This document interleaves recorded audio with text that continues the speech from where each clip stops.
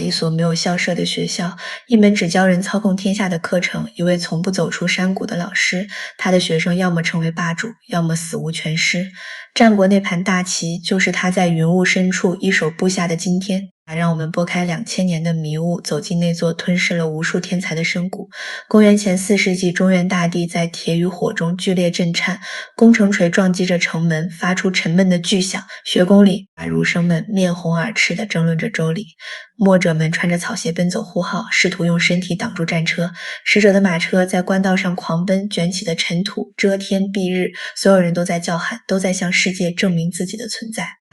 可是当你穿过那些喧嚣，猛然拉升，飞进云梦山的深处时，一切声音都消失了。这里静得可怕，没有刀剑撞击的脆响，没有慷慨激昂的演说，只有清晨的露水顺着青苔滑落，滴答一声，砸碎了山谷千年的死寂。这里就是那座被后世反复提起却又不敢直呼其名的深谷。在山谷深处坐着一个人，他背对着谷口，正独自面对一盘棋局。棋盘上没有黑白子，只有7块石子，代表此时天下的7个强国。他并不急着落子，只是静静地看着，像一只盘踞在网中央的蜘蛛。那时候儒者们在教导君王做一个仁慈的好人，墨家的信徒们在教导人们做一个无私的牺牲者。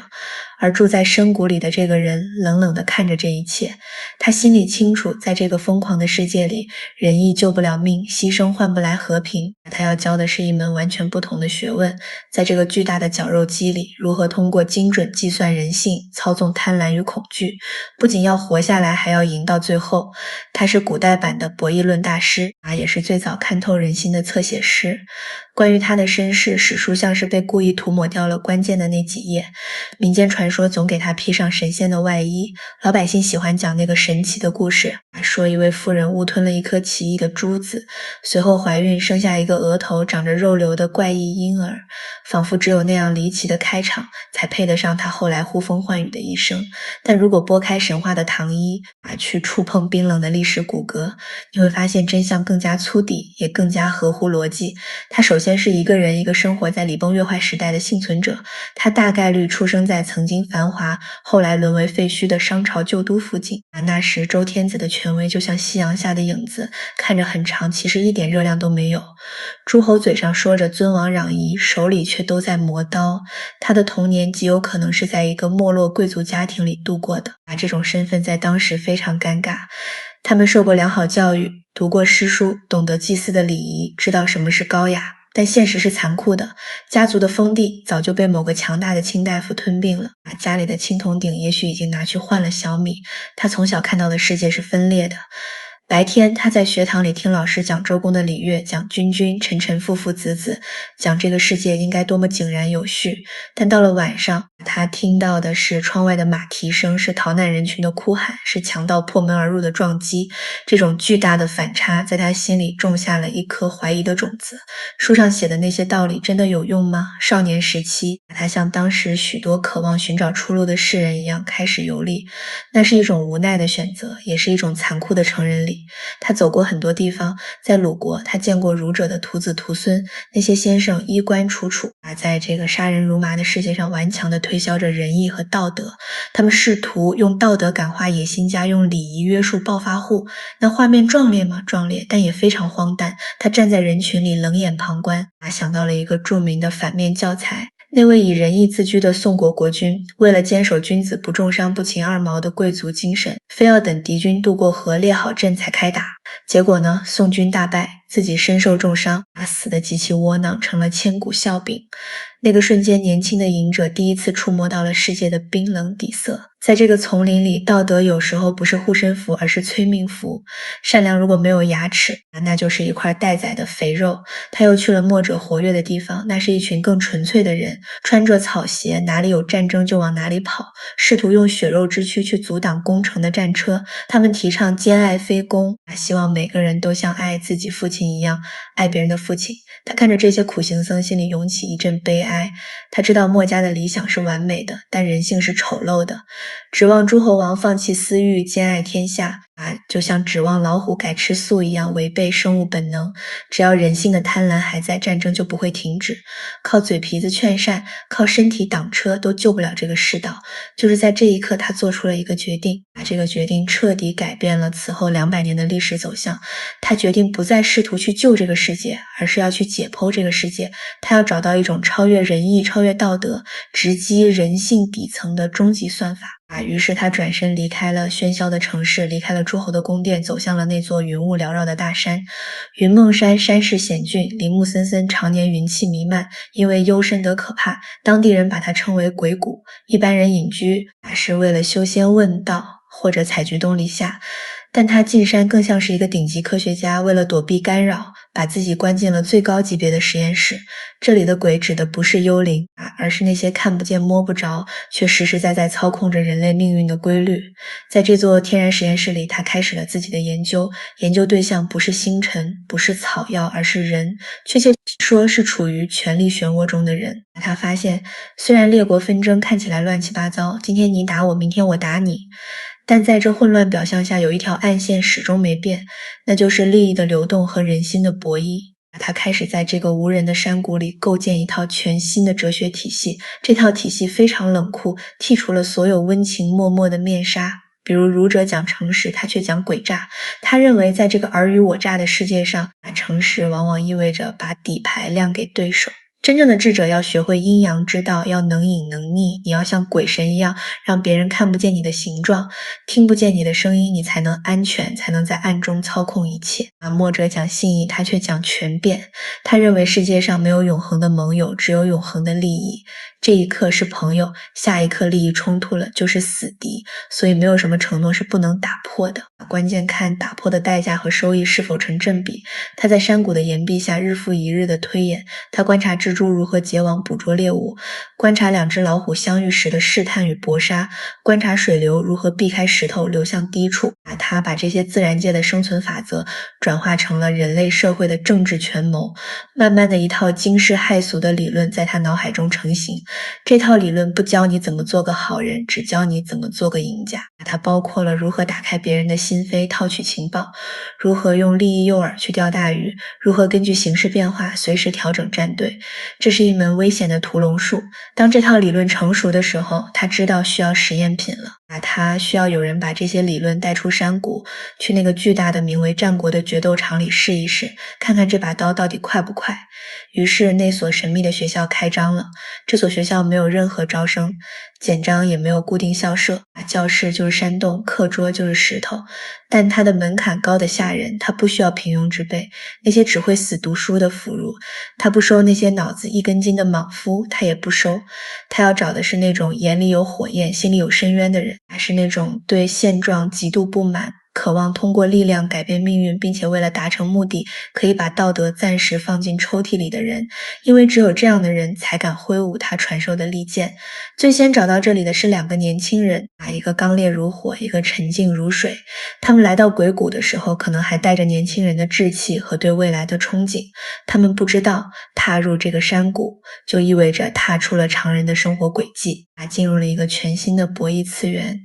他看着这2个学生，眼神里既没有慈爱，也没有严厉，只有一种看透了未来的平静，就像一个工匠看着2块即将被扔进熔炉的生铁。他没有教他们诗书，也没有教他们弹琴。第一课，他带他们来到悬崖边，指着深不见底的峡谷，只说了一个字：跳。当然，这不是真的让他们自杀，而是心理博弈的开始。在鬼谷的课堂上没有标准答案，他会扔出一块肉，看2个人怎么抢，或者扔出一个虚假的诸侯王位，看2个学生怎么算计。他教导他们，兵法不是排兵布阵那么简单，兵法是诡道。你要让敌人觉得你弱小，实际上你强大。你要让敌人觉得你在东边，其实你在西边。你要学会利用敌人的贪婪，把他引入死地。你知道为什么猎人能抓到狐狸吗？他常常这样问，不是因为猎人跑得比狐狸快，而是因为猎人知道狐狸想吃什么，也知道狐狸怕什么。在这个与世隔绝的山谷里，两个年轻人如饥似渴地吸收着这些可怕的智慧。他们学习如何隐藏自己的意图，学习如何在这个充满敌意的世界上寻找盟友，学习如何用最小的代价换取最大的胜利。云梦山的岁月像一杯没有涟漪的深井水，但在这种死寂之下，两个人的命运正在剧烈发酵。如果你有机会坐在课堂角落，你会发现这里的空气极其稀薄，压抑得让人喘不过气。没有朗朗书声，只有无数次沙盘推演时逐渐撞击的脆响。这两个名字后来响彻了整个战国，但在当时，他们只是老师手中的两块璞玉，或者更残酷地说，是两只被关在同一个笼子里的实验样本。他们曾对着山谷的明月发誓，结为异姓兄弟，要有福同享，有难同当。那种誓言在那个年纪是真诚的，但在那个时代却是脆弱的。老师从未阻止过这种温情的宣誓，他只是冷冷地看着，像是一个看着两只蚂蚁互碰触角的巨人。他知道人与人之间最危险的关系不是仇敌，而是利益重叠的同门。在一次关于绝境突围的推演课上，这种裂痕初次显现。题目很简单，一座孤城，粮草断绝，外有10倍敌军，你是守将，如何活命？性格刚烈的那个方案是突围集中所有兵力，在敌军最薄弱点撕开一道口子。他的棋路刚猛，直接带着赌徒式的决绝，在他看来，与其坐以待毙，不如用鲜血杀出一条生路。这很符合乱世的生存法则，狭路相逢勇者胜。但性格沉静的那个方案不同，他没有动被困的棋子，而是把手伸向了棋盘的另一端敌军的大后方。他主张用一支骑兵去攻击敌人的粮仓或必救之地，逼迫敌人回撤，从而解围。这就是后来那场著名战役的雏形。老师看着棋盘依旧面无表情。在战术层面，两人难分伯仲，但在战略层面，一个看到的是眼前的局，另一个看到的是整个市。一个想的是怎么赢一场战斗，另一个想的是怎么赢一场战争。这种天赋上的差距就像一根看不见的刺，深深扎进了师兄的心里。他意识到，只要师弟在这个世界上存在一天，他就永远只能是第二名。而战国，第二名往往意味着被淘汰。当魏王招贤纳士的消息传进山谷时，师兄坐不住了。他看着窗外的群山，觉得自己已经学成了。那一刻，他的眼神里充满了对权力的渴望。他向老师辞行那天，老师坐在草庐前看着跪在地上的弟子，他没有挽留，也没有祝福，他只是淡淡地看着这个即将下山的年轻人，仿佛在看一个已经注定结局的棋子。去吧，他挥了挥手。但你要记住，下山的路比上山的路难走得多。师兄背着行囊，头也不回地冲出了山谷，冲向了那个繁华而血腥的魏国。他以为他是去征服世界的，而师弟站在山崖上，目送着师兄的背影，心里有些失落。他不知道这一别就是生死冤家，他更不知道老师那句没说出口的潜台词，将在不久的将来变成砸碎他膝盖的铁锤。师兄在魏国确实成功了，他率领重装步兵横扫四方，成了威震天下的上将军。但他睡不安稳，每当深夜梦回，他总会想起云梦山里那个沉思的师弟，那种对天才的原始恐惧折磨着他。于是，一封满载着兄弟情深的信送到了云梦山。师弟接到了信，欣喜若狂。他以为这是兄弟兑现承诺，却不知道这是一张通往地狱的请柬。他向老师辞行，这一次老师依然没有阻拦。他看着单纯的弟子，心里或许有过一丝波动。他明明算到了此行的凶险，明明知道弟子这一去将面临什么，但他选择了沉默。为什么？因为他明白这个弟子是一块绝世好铁，但还没开刃。他的心太软，太相信仁义。一个相信仁义的将军，在战场上是会害死千万人的。他需要一场劫难，一场摧毁他世界观的劫难，来帮他完成从人到神的蜕变。师弟下山了，带着对未来的美好憧憬走进了魏国的国都。等待他的不是鲜花和美酒，而是冰冷的刑具。师兄没有杀他，杀他太便宜了，也太容易落人口。石师兄要彻底毁了他。他捏造了通敌叛国的罪名，下令对师弟施以并刑，也就是剃去膝盖骨。这是一种极度恶毒的刑罚，它保留了你的性命，却剥夺了你站立的尊严。不仅如此，还在他脸上刺了字，也就是所谓的情形，让他彻底沦为一个废人，一个怪物。想象一下那个画面，昔日的同窗好友高坐在大堂之上，面带冷笑，而师弟这个原本应该指点江山的天才，此刻正蜷缩在血泊中，看着自己的膝盖骨被一点点剔除。那一刻，他心中的仁义崩塌了，他终于明白了老师在山谷里沉默的含义。在这个世界上，最想让你死的，往往是那个最了解你的人。也就是在这一刻，那个天真的年轻人死了，活下来的是一个坐在轮椅上的复仇者，是一个真正领悟了阴符之术的兵家宗师。为了活下去，他开始装疯，他住在猪圈里吃猪食，甚至将粪便塞进嘴里傻笑。师兄派人日夜监视，看到这一幕，终于放下了戒心。他以为他已经彻底废了，但他忘了老师教过他们一课，最好的伪装就是让敌人觉得你已经毫无威胁。后来齐国的使者秘密将他救走，猛虎归山，蛟龙入海，把历史的时钟拨到了10余年后，一场决定中原霸权的决战爆发。这是一场老师早已推演过的棋局，也是2个学生宿命的终结。此时的师兄统领着强大的魏国军队，不可一世，而师弟作为齐国的军师，坐在马车里，身体残缺，但目光如炬。他太了解师兄了，知道他急躁且极度轻视现在的自己，于是他用了减灶之计。第一天齐军营地有10万个做饭的灶坑，第2天减到5万，第3天只剩3万。探子回报，师兄大笑说齐国人胆小如鼠，才进魏国，3天士兵就逃跑了一大半。他丢下步兵，只带着精锐骑兵像疯狗一样日夜兼程的追赶，生怕猎物跑了。他不知道他追逐的不是猎物，而是死神。师弟计算着师兄的行程，计算着马匹的速度，甚至计算着日落的时间。他选中了一处死地，那里道路狭窄，两旁树木茂密，那是完美的伏击圈。他在路边选了一棵大树，刮去树皮，在白色的树干上写下了几个大字，然后他命令上万名弓箭手埋伏在两侧，约定看到火光便万箭齐发。夜幕降临了，山谷一片死寂，只有风吹过树叶的沙沙声，像极了当年云梦山那个宁静的夜晚。师兄感到了他在黑暗中看到路边有白色的东西，心中起疑。他点燃火把凑近那棵树，火光跳动，照亮了那行字。那行字赫然写着：你死于此树下，每一个字都像是老师在山谷里的低语。师兄读完这行字的瞬间，浑身血液都凝固了。他意识到这不仅仅是一个陷阱，这是一场跨越了10余年的心理处决。那个被他剃去膝盖的师弟从未在智力上输给过他半分。火光亮起的沙，那就是信号，万箭齐发，魏军大乱，互相践踏。师兄看着满地的尸体，看着自己苦心经营的霸业在瞬间灰飞烟灭，他知道大势已去。他拔出佩剑，对着那棵树，也许也是对着远方的云梦山，发出了最后一声嘶吼。他不甘，直到死都不服。他认为是输给了运气，但他错了，他输给的是老师早已写好的剧本。他自刎了。此时此刻，千里之外的云梦山，那位老人或许正在修剪一株兰花，剪刀咔嚓一声剪断了一根枯枝。他没有抬头，但他似乎闻到了风中传来的血腥味。这真是一个荒诞的悖论，不是吗？一位老师教出了2个最顶尖的学生，一个成了残废，一个成了尸体。他们把魏国打残了，把齐国带向了霸主，把整个战国搅得天翻地覆。而这一切的源头，仅仅是这位老人在山谷里讲过的几堂课。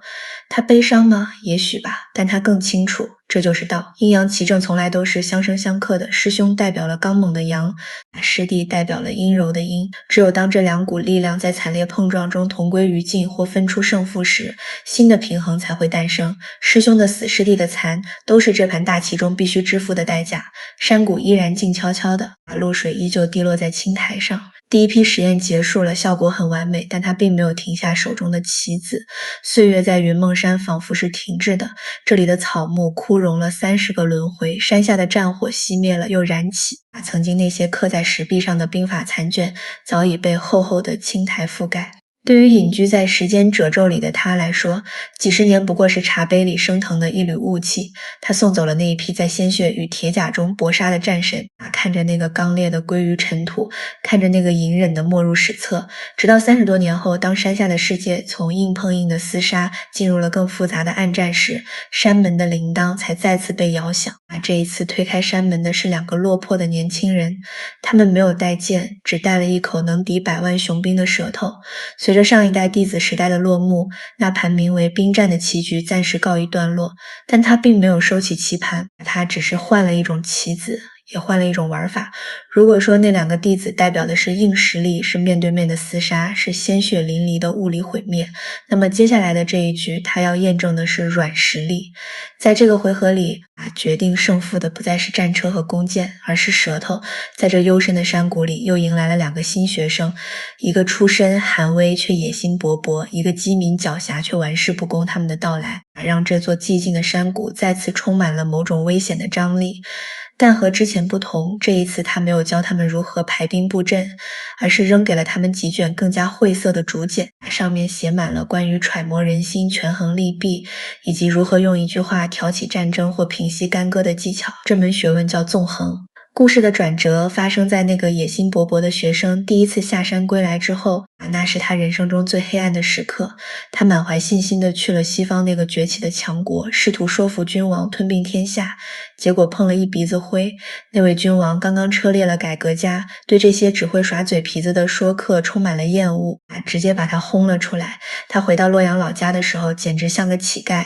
他那件原本光鲜的黑貂裘大衣已经磨得稀烂，脚上的草鞋甚至露出了脚后跟，人瘦得像根枯柴。当他推开家门，期待一点温情时，现实给了他狠狠一记耳光。他的妻子坐在织机前，连头都没抬，仿佛没看见这个丈夫。他的嫂子看着他那副穷酸样，直接拒绝给他做饭，冷冷地丢下一句：你看看你不务正业，活该。甚至连他的父母都觉得生了这么个儿子是家族的耻辱，不愿意和他说一句话。这就是最赤裸的现实。亲情是需要用黄金和权力来充值的。当你一无所有时，连血缘关系都会变得比纸还薄。他站在破败的庭院里，听着家人的冷嘲热讽，心里的某种东西碎了，但另一种更坚硬的东西立了起来。他连夜逃回了云梦山。老师看着这个狼狈回来的学生，眼神依然平静如水。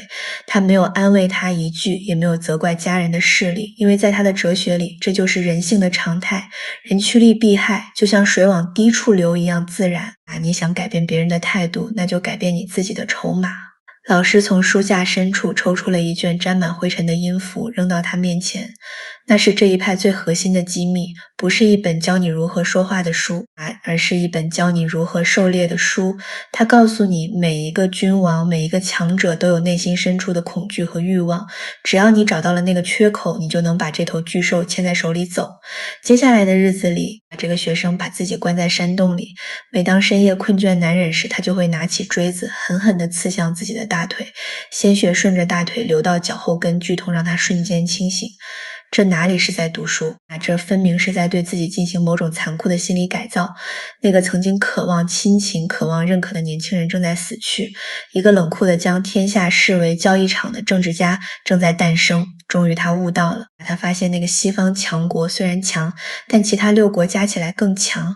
如果能把6个弱国联合起来，就像把6根筷子捆在一起，就能锁死那头西方的猛虎。这就是合纵。他再次下山了。这次他没有去西方，而是走遍了6国的宫殿。他用老师教他的话，精准地击中了每一个君王的软肋。北方的王怕死，东方的王爱财，东北的王想报仇。他把6颗散落的珠子用一根名为恐惧的线穿了起来。当他再次回到洛阳老家时，场面极度荒诞。他腰间挂着6个国家的相印，威风凛凛。他的车队连绵数里，各国的使者前呼后拥，气派甚至超过了周天子。而那些曾经对他冷眼相待的家人呢？他的嫂子趴在地上像蛇一样匍匐前行，连头都不敢抬。他笑着问嫂子，为什么以前那么傲慢，现在这么卑微呢？嫂子颤抖着回答，因为您如今位高权重，金子多啊。多么诚实而丑陋的回答。他坐在高大的马车上，看着这一幕，心里泛起一阵苍凉。他赢了，但他赢得不是尊重，只是恐惧和贪婪的变现。与此同时，在云梦山的另一端，那个机敏狡黠的学生也迎来了他的觉醒时刻。他的遭遇更具戏剧性，也更荒诞。他因为在南方某国的一场宴会上被怀疑偷了一块玉璧，被相国的门客打得半死，抬回了家。他的妻子看着被打得不成人形的丈夫，哭着抱怨：你要是不读这些书，不学什么游说，怎么会落到这个地步？他费力地张开肿胀的嘴，问了一个在历史上回响千年的问题：你看看，我的舌头还在吗？妻子愣了一下，说还在。他笑了，那笑容里带着一股无赖般的狠劲儿。只要舌头在，我就能翻盘。这就是他们这一门的做派，肉体可以被打烂，尊严可以被践踏。但只要那把武器还在，他们就有掀翻世界的能力。他来到了西方那个强国，此时的局面非常有趣，他的师兄已经在六国布好了局，形成了一道坚不可摧的合纵防线，把强国死死地关在关隘之内。按理说他们是向后的同门师兄弟，但在更高的维度上，他们是完美的对手。老师教给他们的最高智慧是在这个世界上要想让自己有价值，就必须制造问题。于是这个后来的师弟成了师兄的对手，师兄主张合纵，师弟就主张连横，这就像是矛与盾的关系。师兄在东方把六国联合在一起，师弟就从西方走出来，拿着锤子把这个联盟一块一块敲碎。最精彩也最荒诞的一幕发生在他戏耍南方大国君王的那场大戏里。为了拆散齐国和楚国的联盟，他作为强国的相国出使楚国，他见到了那个贪婪而愚蠢的楚王，摆出了一副极度诚恳的姿态，说大王如果能和齐国断交，秦国愿意献上上虞之地的600里土地。600里，这对于任何一个君王来说都是无法拒绝的诱惑。楚王身边的谋士拼命劝阻，说大王这是个骗局，秦国人说话什么时候算数过？但贪婪蒙住了楚王的眼睛，他不仅断绝了和齐国的关系，还傻乎乎地派人跟着去接收土地。到了秦国，这位说客突然病了，躲在家里3个月不见客，急得楚国使者团团转。楚王还以为是自己断交不够，彻底竟然派人去齐国边界大骂齐王，彻底把齐国得罪死了。等到齐楚两国彻底反目，说客的病奇迹般的好了。他接见楚国使者，故作惊讶地说：咦，你们怎么还没去接收土地？我说的是把我自己的封地一共只有6里送给大王，不是600里啊，600里变成了6里。从地缘政治的宏大交易瞬间变成了菜市场的无赖诈骗。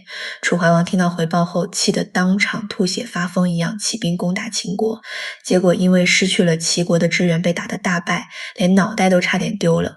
这场闹剧把那一套阴符之术中的诡诈展现到了极致。在这场横跨数十年的大博弈中，这对师兄弟就像2只巨手，一只在捏合泥土，一只在打碎泥土。他们表面上是你死我活的对手，但在更高的维度上，他们是完美的搭档。他们共同维持了战国后期那种微妙的摇摇欲坠的平衡。老师不在乎是秦国赢还是齐国赢，他在乎的是这个名为天下的棋盘必须始终处于一种动态的混乱之中，因为只有在混乱中，智慧才能卖出最高的价钱。然而这种把天下人当傻子玩的日子终究是有代价的。那个身挂6国相应的合纵家最终死于反间计，被车裂于市，结局惨烈。他在临死前还用自己的尸体设了最后一局，抓住了刺杀他的凶手。直到生命的最后一刻，他依然在算计。那个凭舌头翻盘的连横家在新王继位后失宠，被驱逐回魏国，最终在郁郁不得志中病死。2个搅动风云的纵横家像2颗流星划过夜空，燃烧了自己，照亮了那个黑暗的时代，然后迅速陨落。随着时间的推移，云梦山重新回到了最初的死寂。那些曾经在这里争论大笑，对着山谷怒吼，要在世界上闯出一番天地的年轻人们都走了。那个坐轮椅的车辙早已被野草覆盖，那个练剑时砍伤的老树伤口也已经愈合，长出了粗糙的新皮。那个夜夜苦读的山洞，如今只剩下蝙蝠在倒挂休息。老师独自一人坐在这座巨大的空巢里。他老了，背不再像年轻时那样挺拔，手上的皮肤也像干枯的树皮一样充满了皱褶，但他那双眼睛依然清澈的可怕，像2口深不见底的古井，倒映着头顶变幻莫测的风云。山外的消息依然会断断续续地传进来，只不过以前传来的大多是捷报，是哪个学生拜了相，哪个学生打了胜仗，而现在传来的大多是讣告。这天风中带来了一个血腥的消息，那个身挂6国相印的学生死了，死得极惨。他在齐国被刺客重伤，临死前为了帮齐王抓到凶手，主动要求齐王将自己车裂于市，以谋反的罪名处死，引诱杀手出来领赏。他做到了，凶手被抓住了。他用自己的尸体完成了最后一次完美的谋略。老师听到这个消息时，正在擦拭竹简，他的手停顿了一下，但也仅仅是一下。他没有哭，也没有叹息。在常人眼里，那个学生的结局是悲剧，是不得好死。但在他眼里，这是宿命的闭环。他一生都在玩火，在6个国家的刀尖上跳舞。他享受了那种将天下玩弄于股掌之间的快感，自然也要承担被火焰反噬的代价。在这个世界上，能量是守恒的。你透支了多少智谋去换取权力，最终命运就会索取多少血肉来偿还。没过多久，那个凭舌头翻盘的学生也走了。他在新王继位后失去了靠山，被驱逐，像一条丧家之犬一样逃回了母国，最终在失意和惊恐中病死。还有之前的那个刚烈的师兄死在万箭之下，那个变革家被五马分尸，那个兵家被乱箭射死在君王的尸体上。老师看着这张死亡名单，就像看着一盘早已下完的棋。这些叱咤风云的人物，就像历史长河里翻起的巨大浪花。他们一度以为自己是河流的主人，可以随意改变水的流向，但当风停了，浪花落下，他们才发现自己不过是水流的一部分，最终都要归于平静。这时候的他或许会生出一种深深的孤独，这种孤独不是因为没有人陪伴，而是因为没有人真正听懂过他的话。学生们学会了他的术，如何杀人，如何救人，如何骗人，但他们没有学会他的道，如何保全自己，如何在这个疯狂的世界里守住内心的平静，用之于人则受之于人。当你把智慧变成一种工具卖给帝王家时，你自己也就成了工具。工具的宿命就是在磨损殆尽后被无情的抛弃。也就是在这个时候，这位老人做了一个决定，他要写一本书，要把他对这个世界最残酷、最真实的洞察全部记录下来。这就是后世流传的那部奇书。如果你翻开这部书，你会感到一股寒气扑面而来。这里没有一句废话，没有一句关于仁义道德的虚伪客套，它冷得像一把手术刀。比如书里讲百合，说的是如何像开门关门一样打开别人的心，或者关闭自己的意图。他告诉你阴阳是可以互换的，真假是可以操纵的。书里讲飞钱，说的是如何用赞美和利益作为钩子，去牵制住对方的思维，让对方乖乖听你的话。书里讲五合，说的是没有永远的立场。你要像水一样流动，哪里有利就流向哪里，哪里有危险就避开哪里。他在书里写道：口者心之门户也，心者神之主也。他教导人们，语言不仅仅是交流的工具，更是攻心的武器。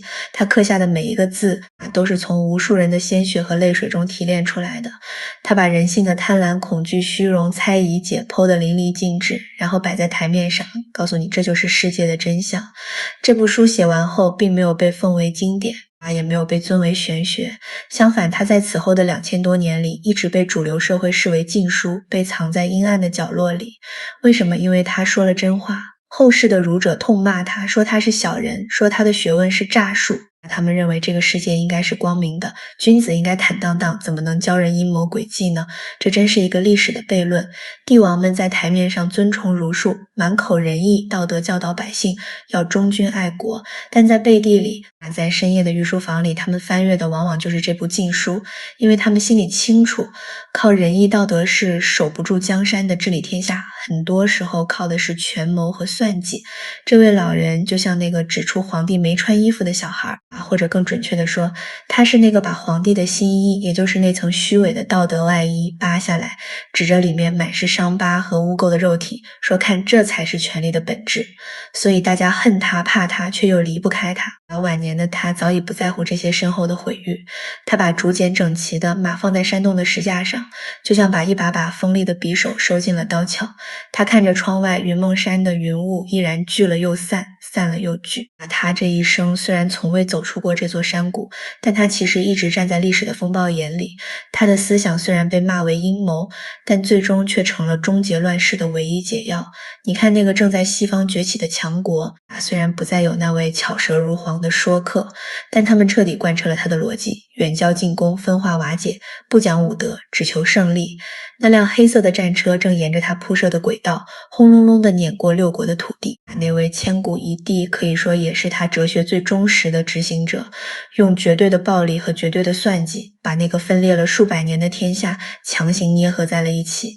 这难道不是一种巨大的讽刺吗？那些满口仁义的君子们失败了，流离失所，而那个被骂为阴险的隐者，通过他的学说间接地完成了天下一统的伟业。这就是历史的宿命感，善意往往软弱无力，而冰冷的理性却能构建秩序。故事到了最后，关于他的结局依然是一个谜。有人说他最后羽化登仙了，骑着青牛去了天庭；有人说他一直活在山里，活了几百岁。但在我们的故事里，结局也许更加平淡，也更加真实。那是一个深秋的傍晚，夕阳把云梦山染成了血红色，像极了当年那场伏击战的颜色。他拄着拐杖慢慢地走到了悬崖边，他看着脚下的万丈深渊，看着远处若隐若现的村庄和城池。他的一生教出了那么多搅动风云的弟子，他见过最顶级的天才，也见过最卑劣的人性。他点燃了战国的烽火，又亲手写下了熄灭战火的说明书。现在任务完成了，风吹过他的白发和长袍，他看起来那么瘦小，那么普通。如果不说，谁能想到这个瘦小的老人就是那个让七国君王闻风丧胆的鬼谷先生呢？他轻轻地叹了一口气，转身走进了那片浓密的森林。这一次他没有再回头，随着他的背影消失在林深处，那个最喧嚣、最精彩、最充满智慧与血腥的百家争鸣时代，也仿佛随之关上了大门，留给后人的只有那座空荡荡的山谷和那部冷冰冰的奇书，静静地躺在历史的尘埃里，等待着下一个有野心的人去翻开它，去读懂它，去再次点燃这个世界。故事讲到这里，战国的烽火已经熄灭了数千年，云梦山的那些传奇最终都化作了史书上几行冰冷的文字。现在让我们把视线从那座幽深的山谷收回来，穿过漫长的时光隧道，回到此时此刻。其实我们每个人依然生活在一个巨大的战国里。当我们走进写字楼，面对复杂的职场关系时，当我们打开社交网络，看到那些被精心设计的舆论战时，当我们为了生计，为了升职，为了在这个喧嚣的世界上争夺一席之地而焦虑失眠时，我们所经历的不就是那些古人曾经经历过的一切吗？人心中的贪婪、恐惧、嫉妒和虚荣，在这数千年里一点都没有变，他们只是换了一件更文明的外衣，把青铜剑换成了键盘，把兵法换成了商业策略。我们从小被教导要真诚，要善良，要像童话里那样做一个无忧无虑的好人。这当然没错，这是世界美好的一面。但那位隐者用他一生的沉默告诉我们，在这个复杂的世界里，仅仅有真诚是不够的，你还需要清醒。这也是为什么在这样一个渴望安睡的夜晚，我们要去读懂这位阴谋家的故事。他教给我们的不是去害人，不是去变成一个冷血的算计者，恰恰相反，他教给你的是一种不被伤害的能力。这种能力是当别人在制造焦虑时，你能一眼看穿背后的利益链条，从而保持内心的淡定；是当生活把你逼进死胡，同时你能明白阴阳转换的道理，知道低谷往往是反击的开始；是当你身处名利场的喧嚣中被捧上云端时，你能听见那把悬在头顶的利剑的嗡嗡声。真正的智慧不是逃避这个世界的黑暗，而是有了直视黑暗的勇气后，依然选择心向光明。这就叫做身在闹市，心在深山。这是一种顶级的定力就像那位老人一样，你可以看透所有人的剧本，看透所有人的欲望，但你依然选择演好你自己的角色。你知道这是演戏，所以你不会入戏太深，也就不会被戏里的悲欢离合伤得体无完肤。历史的车轮滚滚向前，没有人能阻挡我们，都是这洪流中的一粒沙。但也正因为如此，我们才更需要那个坐在山谷里的背影。想象一下，在你的内心深处也有一座云梦山，那里没有信号，没有噪音，没有必须回复的消息，那里只有清风明月和一盘还没下完的棋。当你感到疲惫、焦虑或者对未来感到恐惧的时候，不妨躲进这座心里的山谷，像那位老人一样，在这个纷繁的世界里为自己筑一间坚固的声音减压房。不管外面的风浪有多大，这里永远宁静。夜深了，那盏在战国寒夜里亮起的孤灯，现在也该熄灭了。那个在棋盘前坐了2000年的背影，也渐渐引入了历史的沉寂中。但他留下的智慧，就像一颗种子，已经种在了你的心里。愿这颗种子能让你在明天的搏杀中多一份铠甲也愿这份清醒能忽悠你在今晚拥有一个不被惊扰的梦，关掉世界的喧嚣，让心回到山谷。晚安。如果这期内容让你有所触动，别忘了点赞和关注。我们下期再见。